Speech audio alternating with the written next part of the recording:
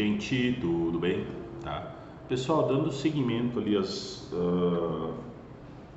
ideias de Mendel, né? A gente vê a segunda lei de Mendel, ou lei da segregação independente dos caracteres, ou como essa segregação é repassada, como essas informações são repassadas para frente, né? Porque além de estudar de uma forma isolada essas diversas características das ervilhas, Mendel também estudou uma transmissão combinada de características, tá? De duas ou mais características. Em um dos seus experimentos, por exemplo, foi utilizado simultaneamente a cor da semente, sendo ela amarela ou verde, né? E a textura da semente, sendo ela lisa ou rugosa, tá? Então ele pegou dois fatores e viu essa transmissão que ocorria de informação delas, tá? Então plantas, por exemplo, originadas de sementes amarelas e lisas, ambos traços dominantes, tá? Foram cruzadas com plantas originadas de sementes verdes e rugosas com traços recessivos, tá? Todas essas sementes produziu numa primeira geração, né? Numa primeira F1, eram todas amarelas e lisas, tá? A partir disso, um outro cruzamento com os indivíduos dessa primeira geração, numa segunda geração, na F2, foi obtido plantas originadas das primeiras sementes da F1, né? Que foram compostas por quatro tipos distintos, tá? 9 16avos de amarelo lisas, 3 16avos de amarelo rugosa, 3 16avos de verde lisa e 1 16avos de verde rugosa. Então essas proporções foram inerentes para esse trabalho de Mendel, tá? Para essa segregação independente dos caracteres. Então essas proporções elas apareceram fenotipicamente como 9 sementes amarelo lisa, 3 amarelo rugosa, 3 verdes lisas e uma verde rugosa. Com isso, com base nesse experimento e outros que ele fez, Mendel levantou a hipótese de que na formação dos gametas, os alelos para a cor da semente, Vzão, Vzinho, por exemplo, se segregavam independentemente dos alelos que dominavam a forma da semente, Rzão, Rzinho. Então, lá na divisão, lá na fecundação, essas informações se separavam independentemente, tá? Não andavam junto. A cor da semente não andava junta com a forma da semente. Então, isso quer dizer que elas estão alocadas em cromossomos diferentes, tá? Então, de acordo com isso, um gameta que é portador de um alelo Vzão, por exemplo, pode conter tanto o alelo Rzão como o alelo Rzinho, com igual chance, tá? Com a mesma chance de ocorrência. E o mesmo ocorre com os gametas que são portadores do alelo Vzinho. Ele vai acontecer da mesma forma, sabe? E isso foi assim, esse principal postulado da lei, tá?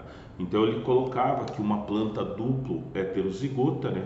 Vzão, Vzinho, Rzão, Rzinho, formaria, de acordo com a hipótese da segregação independente, 4 tipos de gametas em iguais proporções.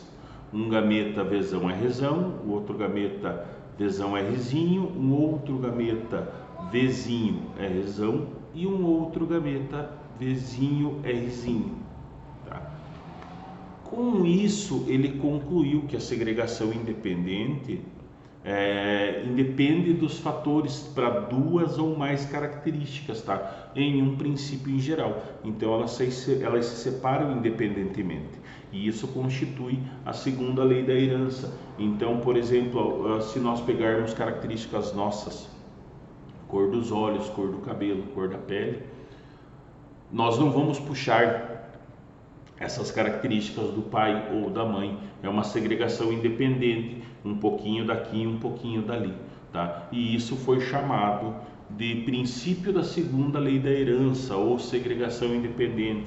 e depois chamado de segunda lei de Mendel. Tá? Esses fatores para duas ou mais características, elas acabaram se separando de uma forma híbrida e se distribuindo independentes para os gametas. E isso aí quer dizer que os alelos, cada cromossomo carrega as características inerentes, tá?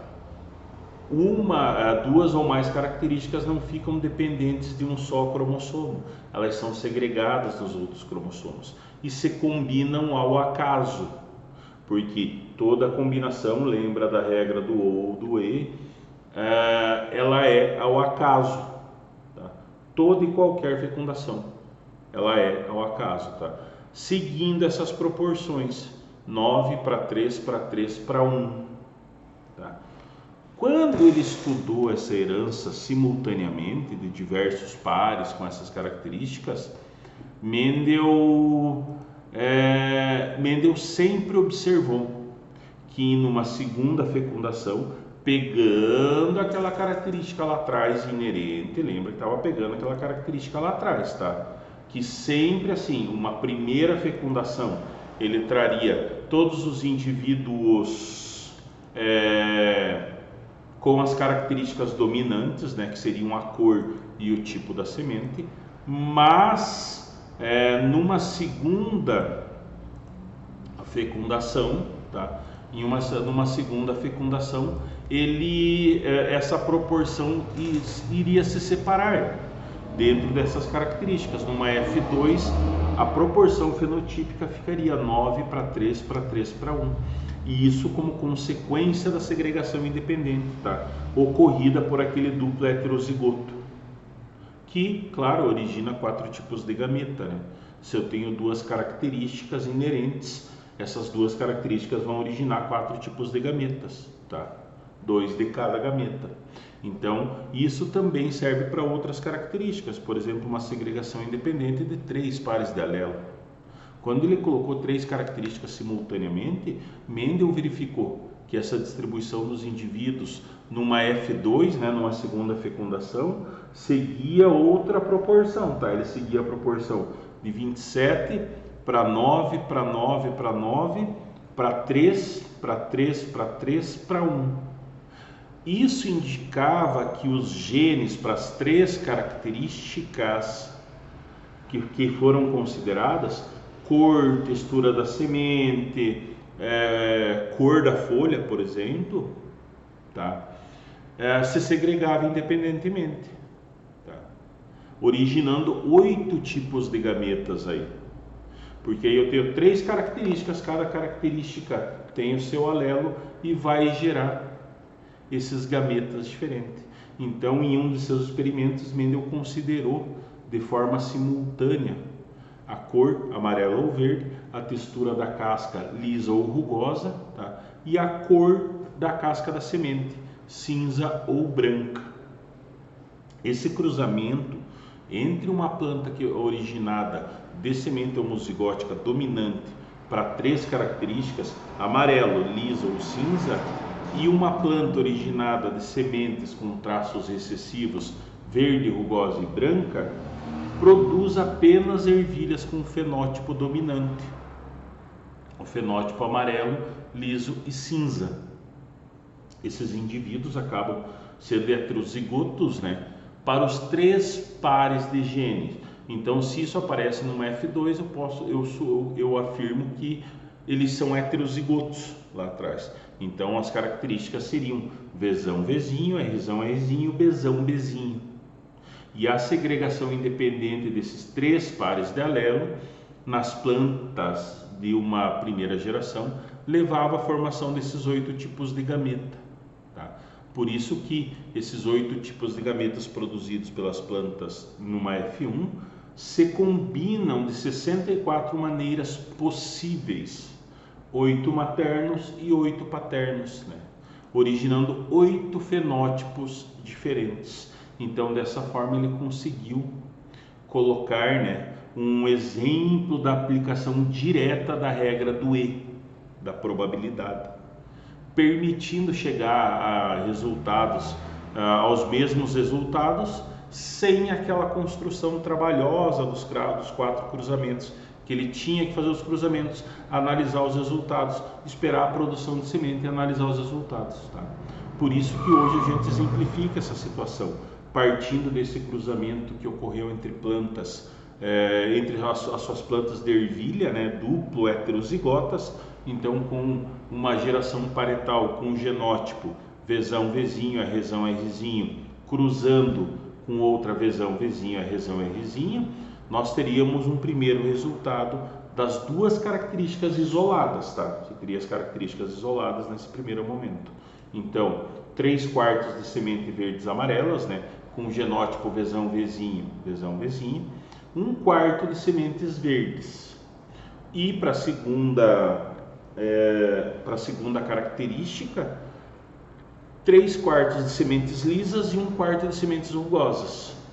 Como nós desejamos considerar as duas características simultaneamente, a gente calcula essa probabilidade, né, de obtermos sementes amarelas e lisas, já que são eventos independentes. Então você multiplica 3/4 vezes 3/4, que vai dar 9/16, né?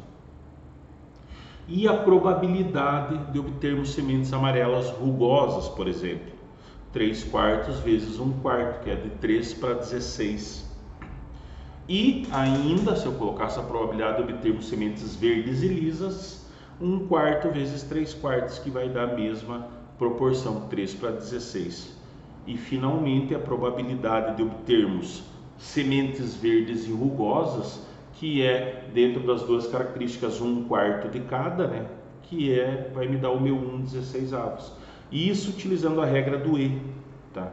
A gente chega àquele resultado obtido na construção do quadro de cruzamentos, né? Do quadro de Punnett, com uma vantagem, com uma rapidez bem maior nas respostas, tá? E isso teve uma relação íntima com a meiose, porque existe uma correspondência entre as leis de Mendel e a meiose.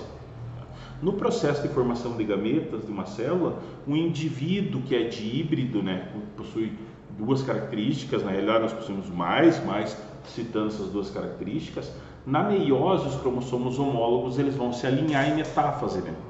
E a sua separação ocorre ao acaso, em duas possibilidades igualmente viáveis: a segregação independente desses cromossomos homólogos e, consequentemente, dos fatores genes que carregam, resultando os genótipos Azão, Bzão, Azinho, Bzinho, Azão, Bzinho e Azinho, Bzão.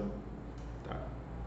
Com isso, a gente tem essa relação íntima com a meiose do que é postulado por Mendel, certo? Segue o material junto, pessoal da aula. Lembrem que as dúvidas a gente esclarece na aula ao vivo. Grande beijo, fiquem bem, até a próxima aula.